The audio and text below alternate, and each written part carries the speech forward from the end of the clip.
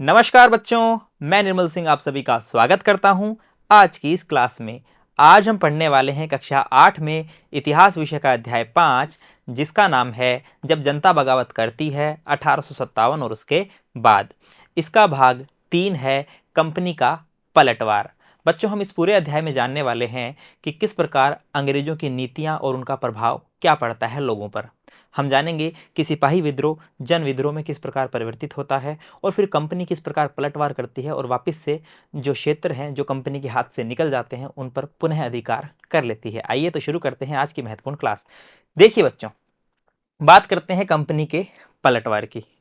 हम देखते हैं कि जो उत्तर भारत है, उत्तर भारत में विद्रोह की भावना फैल चुकी होती है। शुरुआत होती है दोस्तों, हम देखते हैं कि जो पहली घटना है वो बैरकपुर छावनी में मंगल पांडे द्वारा विरोध किया जाता है और मंगल पांडे को फांसी चढ़ा दिया जाता है। उसके पश्चात जो ये अफवाह है ये फैल जाती है चारों तरफ और मेरठ तक अफवाह फैलती है। मेरठ के सिपाही जो हैं वह भी इनकार कर देते हैं प्यारे बच्चों कारतूस का प्रयोग करने से, क्योंकि उस कारतूस में गाय और सुअर की चर्बी थी। इसके पश्चात मेरठ से विद्रोह दिल्ली तक पहुंचता है और दिल्ली के पश्चात जो विद्रोह है अन्य क्षेत्र जैसे कि लखनऊ है, कानपुर है, झांसी, इन अन्य क्षेत्रों में भी पहुंच जाता है। अब अंग्रेजों को लगता है कि अब हमारे पांव उखड़ने वाले हैं, तो अंग्रेज तुरंत ही इंग्लैंड से और फौज मंगवाते हैं। नई फौज मंगवाएंगे और जो है अपने खोए हुए जो क्षेत्र हैं उन पर पुनः अधिकार करने का प्रयास करते हैं। देखिए, कंपनी ने इंग्लैंड से फौजी मंगवाए और विद्रोह के मुख्य केंद्रों पर धावा बोल दिया। विद्रोह के मुख्य केंद्र हम देखते हैं दोस्तों, उत्तर भारत में दिल्ली है, मेरठ है, राजस्थान में भी दोस्तों नसीराबाद वाला जो क्षेत्र है यहाँ से शुरुआत होती है क्रांति की। उसके बाद कानपुर, लखनऊ, इन सभी क्षेत्रों में जो है विद्रोह हो रहा होता है।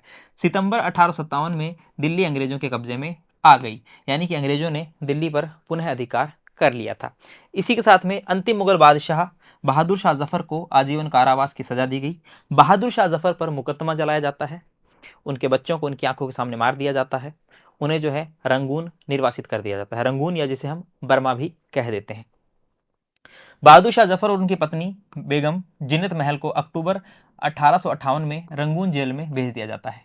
और दोस्तों यहीं पर रंगून में ही रहते हुए 1862 में, बात है नवंबर 1862 की, नवंबर 1862 में बहादुर शाह जफर अंतिम सांस लेते हैं।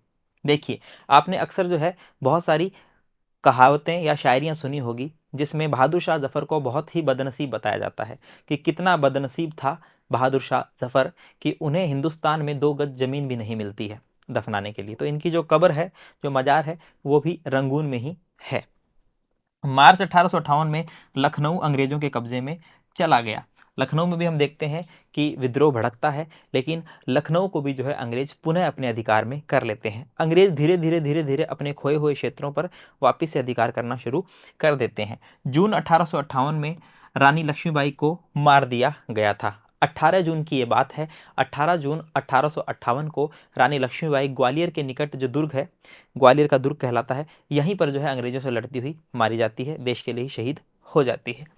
तात्या टोपे मध्य भारत के जंगलों में रहते हुए आदिवासियों और किसानों की सहायता से छापामार युद्ध चलाते रहे। तात्या टोपे की याद में जो है डाक टिकट भी जारी होता है, जिस डाक टिकट को आप यहाँ पर देख सकते हैं। तो तात्या टोपे जो है वो भी जंगलों में छिपकर छापामार पद्धति से लड़ाई करते हैं, यानी कि छिपकर युद्ध को अंजाम देते हैं। इसके पश्चात हम देखते हैं अंग्रेजों ने वफादार भूस्वामियों के लिए इनामों का ऐलान कर दिया। उन्हें आश्वासन दिया गया कि उनकी जमीन पर उनके परंपरागत अधिकार बने रहेंगे। अब जो भूस्वामी है, जमींदार है, ये भी विद्रोह करने के लिए उतर पड़े थे। अब अंग्रेजों ने क्या किया, इन भूस्वामियों को अपनी तरफ मिलाना शुरू किया। अंग्रेजों ने इन्हें लालच दिया। लालच के रूप में अंग्रेजों ने इनसे वादा किया कि अगर आप हमारे प्रति वफादार बने रहते हैं तो आपकी जो संपत्ति है, आपकी जो ज़मीन है, उस पर आपके जो पैतृक अधिकार है वो बने रहेंगे। और अगर किसी जमींदार या भूस्वामी ने किसी अंग्रेज की हत्या नहीं करी है और अगर वह आत्मसमर्पण करना चाहता है तो अंग्रेज जो है उसकी सुरक्षा की गारंटी लेने के लिए तैयार थे। तो दोस्तों इस प्रकार अंग्रेज जो है वह लालच देकर, इनाम का लालच देकर, उनकी संपत्ति का, उनकी ज़मीन का लालच देकर भूस्वामियों को, जमींदारों को जो है अपने पक्ष में मिलाने का पूरा पूरा प्रयास करते हैं, ताकि खोए हुए प्रदेशों में जमींदार और भूस्वामी भी उनकी मदद करें उन प्रदेशों को प्राप्त करने में। आगे देखते हैं। ये देखिए बच्चों, ये वो क्षेत्र है जहां पर जो है विद्रोह भड़कता है। देखिए, ये जो लाल लाल जो डॉट आपको दिखाई दे रहे हैं ये है विद्रोह के मुख्य केंद्र, और जो ब्लैक ब्लैक डॉट है ये विद्रोह के अन्य केंद्र है। देखिए बच्चों, हम देखते हैं कि यहाँ पर मेरठ से विद्रोह की शुरुआत होती है। ठीक है।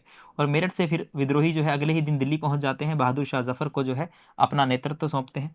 और दोस्तों ये देखिए आगे फिर बरेली भी मुख्य केंद्र है, लखनऊ मुख्य केंद्र है, कानपुर, झांसी जहां पर रानी लक्ष्मीबाई लड़ रही थी, फैजाबाद, फैजाबाद में हमने मौलवी अहमदुल्ला का नाम सुना था।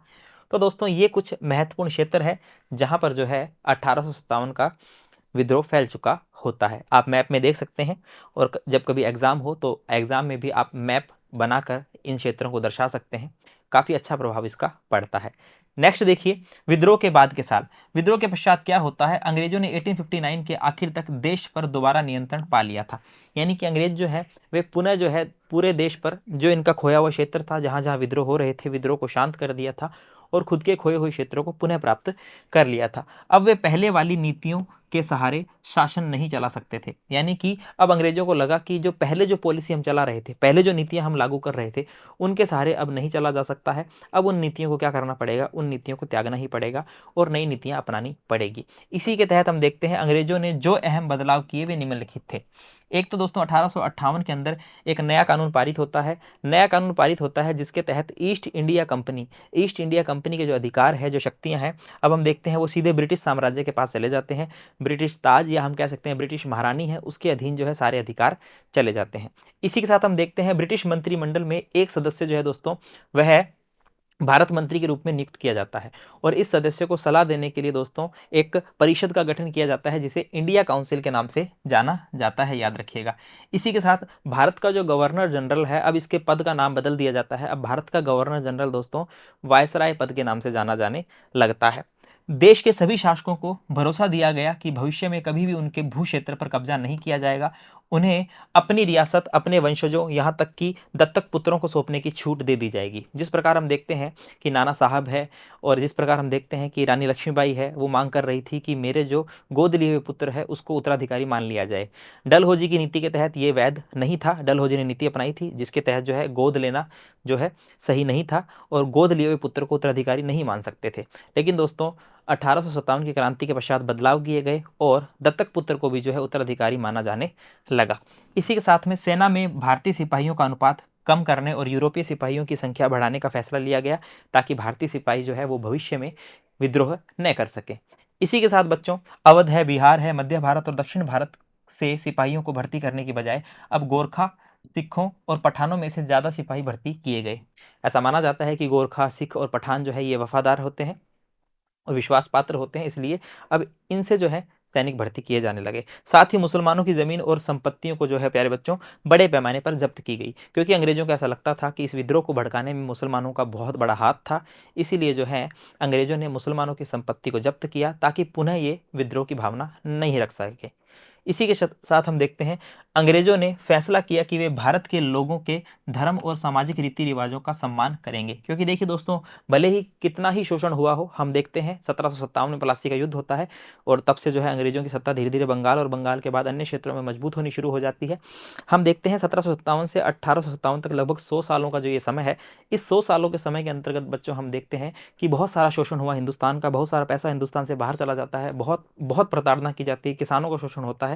लेकिन दोस्तों यहां अगर हम बात करें तात्कालिक कारण का, 1857 की क्रांति का तात्कालिक कारण माना जाता है दोस्तों चर्बी युक्त कारतूस, जिससे लोगों की धार्मिक भावनाएं जो है उनको ठेस पहुंच रहा था। तो देखिए भले ही कितना ही शोषण हुआ हो, लेकिन अगर धर्म का मामला आता है तो विद्रोह जरूर होता है। इसीलिए अंग्रेजों ने सबक लिया, सीख लिया कि धार्मिक मामले में हस्तक्षेप नहीं करेंगे। भूस्वामियों और जमींदारों की रक्षा करने तथा जमीन पर उनके अधिकारों को स्थायित्व देने के लिए नीतियां बनाई गई कि चलो जो भूस्वामी है, जो जमींदार है, उनके उनके अधिकार उन्हें वापस दे दिए जाएं। अब दोस्तों हम एक केस स्टडी पर ध्यान डालेंगे। हमारी बुक में जो है एक खुर्दा केस स्टडी दी हुई है, हम इसके महत्वपूर्ण बिंदुओं को भी देखेंगे। तो खुर्दा संग्राम की बात करते हैं, एक केस स्टडी।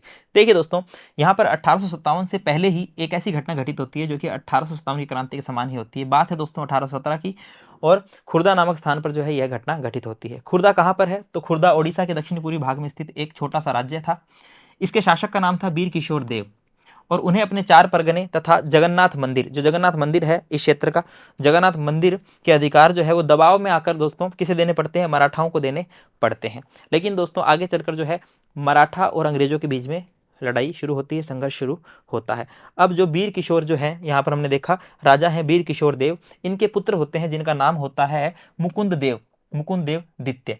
तो दोस्तों यह इस दुर्दशा से बहुत ज़्यादा विचलित थे कि हमारे जो क्षेत्र है वो मराठों के पास चले गए हैं। तो फिर दोस्तों जब हम देखते हैं कि जब अंग्रेजों और मराठों के बीच में संघर्ष जारी रहता है, तो उस समय मुकुंद देव जो है वह अंग्रेजों के साथ में सलाह मशवरा शुरू कर देते हैं। इन्हें उम्मीद थी कि अंग्रेज जो है वे मुझे हमारा जो क्षेत्र है वो मराठों से दिलवा देंगे, मराठों से पुनः दिलवा देंगे।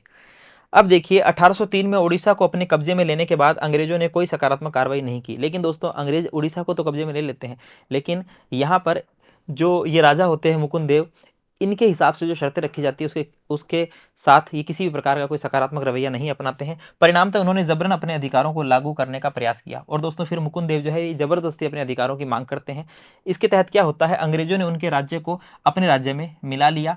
सांत्वना के रूप में अंग्रेजों ने उन्हें जगन्नाथ मंदिर की देखरेख का दायित्व दिया तथा उनका निवास जो है वो पुरी में निश्चित कर दिया गया, जिससे दोस्तों ये बहुत ही निराश होते हैं। इसी के साथ में खुर्दा को अपने अधीन करने के बाद अंग्रेजों ने जमीन पर कर लगाने की नीति अपनाई। अब दोस्तों जब जमीन पर टैक्स लगा दिया गया तो इससे जो हम देखते हैं सैनिक वर्ग है ना, जिनको क्या कहा जाता था, पाइक कहा जाता था, तो ये जो है इनके मन में बहुत ही बड़ी असंतोष की भावना फैल जाती है। तो पाइक के नाम से जाना जाता था, उनका जीवन बुरी तरीके से फिर क्या हुआ दोस्तों, प्रभावित होता है। तो ये खुर्दा संग्राम था जो कि 1857 की क्रांति से पहले घटित हुआ था। चलिए दोस्तों, तो उम्मीद करता हूं कि आपको ये पूरा जो संग्राम है ये समझ में आया होगा। अब देखते हैं दोस्तों हमने इस पूरे भाग में क्या सीखा है। देखिए, एक तो हमने कंपनी द्वारा पुनः भारतीय रियासतों पर कब्जा, कि कंपनी किस प्रकार जो है पुनः भारतीय रियासतों पर कब्जा कर लेती है। और एक हमने बात की दोस्तों 1857 के बाद का नया चरण, कि 1857 के बाद में जो है किस प्रकार से एक नए चरण की शुरुआत होती है, नए नए नियम होते हैं, कुछ नियमों में बदलाव किया जाता है। आइए मूल्यांकन करते हैं कुछ महत्वपूर्ण प्रश्नों के साथ में। पहला प्रश्न है, अंग्रेजों ने दिल्ली पर दोबारा कब्जा कब किया था? सितंबर 1857, जून 1857, जुलाई 1857 या फिर दोस्तों अगस्त 1857? तो सितंबर 1857 में दिल्ली पर पुनः अधिकार अंग्रेज कर लेते हैं। नेक्स्ट क्वेश्चन है, बहादुर शाह जफर को कहाँ की जेल में भेजा गया था? रंगून, श्रीलंका, चीन, मलेशिया? तो रंगून की जेल में निर्वासित किया गया था और यही 1862 में बहादुर शाह जफर की मृत्यु भी हो जाती है। रानी लक्ष्मीबाई की मृत्यु कब हुई थी? जून 1857, जून 1858, अगस्त 1857, अगस्त 1858? तो देखिए 18 जून 1858 को जो है रानी लक्ष्मीबाई की मृत्यु होती है। नेक्स्ट क्वेश्चन है सत्य और असत्य वाला। ब्रिटिश संसद ने 1858 में एक नया कानून पारित किया और ईस्ट इंडिया कंपनी के सारे अधिकार ब्रिटिश साम्राज्य को सौंप दिए गए, ब्रिटिश साम्राज्य को सौंप दिए गए। सत्य है या असत्य है? तो बात ये बिल्कुल सत्य है बच्चों, ठीक है। सारी शक्ति जो है ब्रिटिश ताज के अधीन चली जाती है ईस्ट इंडिया कंपनी की। नेक्स्ट क्वेश्चन है, रिक्त स्थान भरना है। 1857 ईस्वी के विद्रोह के पश्चात भारत के गवर्नर जनरल को डैश डैश डैश का ओहदा दिया गया, यानी कि भारत का गवर्नर जनरल अब वायसराय, वायसराय कहा जाने लगा। तो प्यारे बच्चों, यह भाग यहीं समाप्त होता है। उम्मीद करता हूं आपको यह भाग समझ में आया होगा। धन्यवाद।